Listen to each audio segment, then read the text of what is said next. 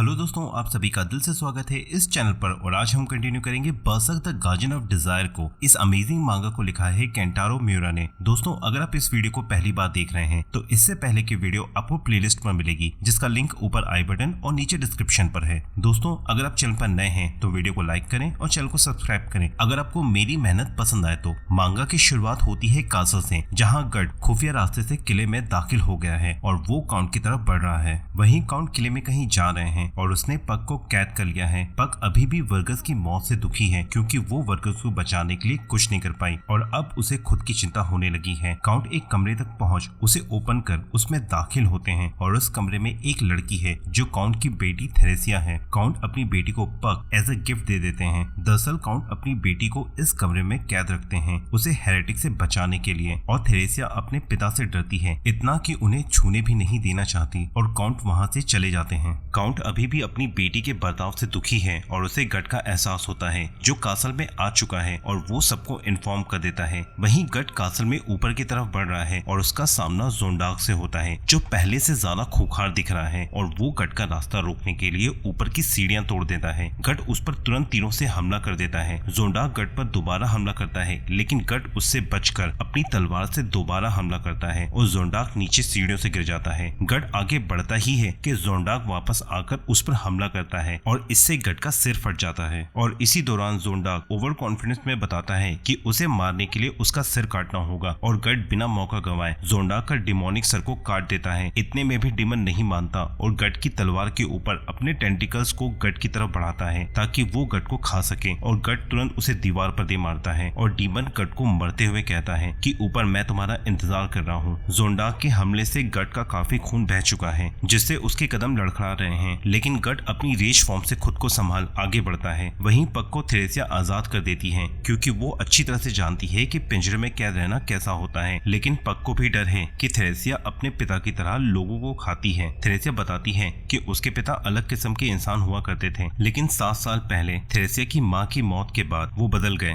तब थेरेसिया बच्ची थी और ये सब उसके पिता ने उसे बताया कि कुछ रिलीजियस हेरेटिक सेक्ट के लोग काउंट को अपोज करते थे और उसकी माँ को किडनैप कर काउंट के सामने उनके रिलीजन पैगन की प्रैक्टिस को अलाउ करने की डिमांड रखी, लेकिन काउंट ने उनकी बात नहीं मानी और काउंट को डराने के लिए थेरेसिया की माँ को सैक्रिफाइस कर दिया गया। और इसके बाद उसके पिता बदल गए जैसे कि वो पजेस्ड हों और उन्होंने हर एक हेरेटिक को ढूंढकर एग्जीक्यूट कर दिया और अब तो उनमें और उन हेरेटिक्स में कोई अंतर नहीं बचा। वो लोगों की तकलीफ एंजॉय करते हैं जैसे कि वो कोई इंसान ही ना हो और इस बात से थेरेसिया डरती है। वहीं गट महल में दाखिल हो चुका है और 2 गार्ड्स को मार काउंट की तरफ बढ़ता है, लेकिन उसका रास्ता रोकने के लिए पादरी पहले से ही तैयार है और पादरी गट को सरेंडर करने के लिए कहता है, लेकिन गट उन्हें ही रास्ते से हटने के लिए कहता है और पादरी गट पर तीरों से हमला कर देता है जिससे गट अपनी तलवार से बच जाता है और एक ही वार से वहां खड़े कुछ आर्चर्स को मार देता है और ये देख पादरी के होश उड़ जाते हैं और पादरी बाकियों को भी गट पर हमला करने के लिए कहता है। सोल्जर्स के हमले से गट बचकर उन्हें भी काट देता है और पादरी गट की ताकत देख अपने दूसरे ताकतवर सोल्जर गैरिको को बुलाता है और गट को मारने के लिए कहता है। गैरिको को देखते ही गट उस पर हमला कर देता है जिससे गैरिको को भी पता चल जाता है कि गट क्या चीज है और गट एक ही वार से गैरिको को काट देता है जो उसके ढाल, कवच और पीछे पिलर्स को तोड़ देता है। और गैरिको का ये हश्र देख सोल्जर्स वहां से भागने लगते हैं। पादरी उनको रोकता है लेकिन सबको अपनी जान प्यारी है और पादरी खुद को गट के सामने अकेला देख डर से कांप उठता है। वहीं थेरेसिया पग से अपना अकेलापन शेयर करती है और बताती है कि वो पिछले 7 सालों से इस कमरे में बंद है क्योंकि उसके पिता को लगता है कि शहर में अभी भी हेरेटिक्स हैं जो काउंट का बदला थेरेसिया से ले सकते हैं। वो बस उस खिड़की से ही दुनिया को देखती है। तभी वो देखती है कि खिड़की के बाहर सोल्जर्स में हलचल है जो किसी इंट्रूडर की वजह से है और पग समझ जाती है कि ये गट की वजह से है और वो गट की मदद के लिए जाना चाहती है, लेकिन बाहर खतरा देख थेरेसिया पग को बाहर जाने नहीं दे सकती और वो पग पर चिल्ला देती है और उसे भी तुरंत रियलाइज होता है कि वो गलत है और थेरेसिया पग को आजाद कर देती है। पग जाने से पहले थेरेसिया से प्रॉमिस करती है कि वो वापस आकर थेरेसिया को भी आजाद कर देगी और अब थेरेसिया के मन में भी उम्मीद है कि वो उस कमरे के कारावास से जल्द ही निकल सकेगी। वहीं पग को भी काउंट की बैक स्टोरी पता चल चुकी है कि हेरेटिक्स ने काउंट से उसका प्यार छीन लिया और काउंट ने हेरेटिक्स से बदला लेने के लिए गॉड हैंड से डिमोनिक पावर लेकर खुद एक डीमन बन गया। वहीं गट पादरी को लेकर काउंट के कमरे में पहुंचता है, जो उसका इंतजार कर रहा है अपनी गद्दी पर बैठा हुआ। गट काउंट की तरफ बढ़ता ही है कि उसे उसके पैरों के नीचे कुछ महसूस होता है और गट सतर्क होकर उस पर हमला कर देता है और सीढ़ियों के अंदर से एक डेमोनिक पार्ट निकलता है जो काउंट का ही है। काउंट गट के काउंटर से खुश होता है और वो अब लड़ाई को थोड़ा सीरियसली लेता है। वहीं पग कासल के बाहर काउंट के क्वार्टर को ढूंढ रही होती है कि तभी उसके पास एक दीवार अचानक टूट जाती है और जब पग उस सुराख से अंदर पहुंचती है तो जाने अनजाने डीमन पर हाथ रख देती है।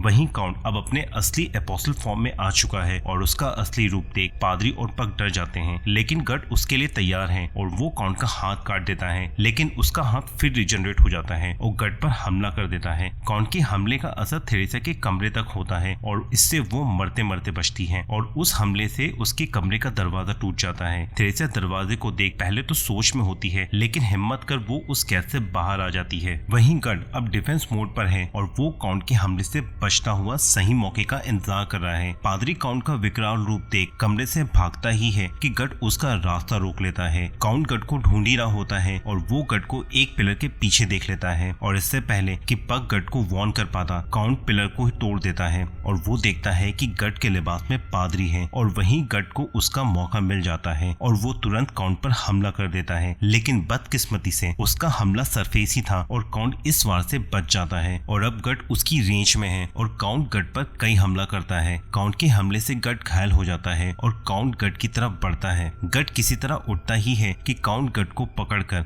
पिलर पर दे मारता है और काउंट ऐसा कई बार करता है जिससे गट बेहोश हो जाता है। काउंट गट को बेहोश देख उसे मारने बढ़ता ही है कि पग गट को होश में लाने की कोशिश करता है, लेकिन गट होश में नहीं आता तो पग काउंट को ही कन्फ्रंट करता है और उससे कहता है कि यहाँ पर अगर कोई कमजोर है तो वो तुम हो। तुमने अपनी इंसानियत इसलिए छोड़ दी ताकि तुम अपनी पत्नी के मरने का गम भुला सको, लेकिन काउंट इससे पग पर नाराज नहीं होता बल्कि उसे हटने के लिए कहता है और पग काउंट का ध्यान बटाने के लिए गट की जेब से बहलीट निकालकर काउंट को दिखाती है। काउंट भी बहलीट को देखकर खुश हो जाता है क्योंकि अब उसे बहलीट को ढूंढना नहीं होगा और पग इस बहलीट को उठाकर वहां से जाने लगती है। ये देख काउंट पग को रोकने की कोशिश करता है, लेकिन पग उसके हर वार से बचता है। तभी पग को एक पत्थर लगता है और वो बहलीट के साथ जमीन गिर जाता है और तभी थेरेसिया पग को ढूंढते हुए कमरे में आ जाती है और अपने पिता का ये विकराल एपोस्टल फॉर्म देखकर डर जाती है। काउंट थेरेसिया के सामने देख उसकी तरफ बढ़ता ही है कि थेरेसिया उससे दूर भाग एक पिलर के पीछे छुप जाती है। काउंट इसका जिम्मेदार पग को समझता है और उसकी तरफ बढ़ता है। वहीं पग भी डर के मारे अपनी जगह से हिल भी नहीं पा रहा है। तभी गट का चाकू आकर काउंट को लगता है और गट किसी तरह हिम्मत कर खड़ा हो जाता है और पग रोते हुए गट के गले लग जाता है और गट फिर काउंट की तरफ बढ़ता है और कहता है कि मुझे मारने के लिए तुम्हें मेरे सिर को फोड़ना होगा या मेरे दिल को चीरना होगा। और काउंट गुस्से में गट की तरफ बढ़ता है और उसे खींच कर मारता है, जिससे गट दूर फेंका जाता है और एक पिलर से टकराता है।